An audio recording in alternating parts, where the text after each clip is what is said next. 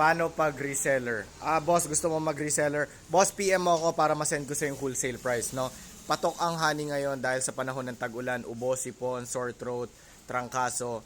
May negosyo ka ba? Kasi madami rin tayong mga sinusuplayan tulad ng mga ospital, yung mga kooperatiba, yung mga all about baking, tayo nagsusupply sa all about baking, coffee shop, restaurant, tiangge, bazaar, lahat, prutasan ng bread and butter ko. So, kung gusto mo mag-reseller, ang maganda rin sa honey, hindi siya nabubulok. At saka hinahanap siya ng taong bayan. Kung kailangan nyo rin gamitin yung videos ko para mag-promote at binibenta yung produkto natin, why not? Okay lang sa akin, walang problema. Gusto nyo i-rebrand yung produkto, sticker ninyo, branding ninyo ang gusto nyo ilagay, okay lang sa akin, walang problema. Madami tayong mga reseller na ganyan ang ginagawa.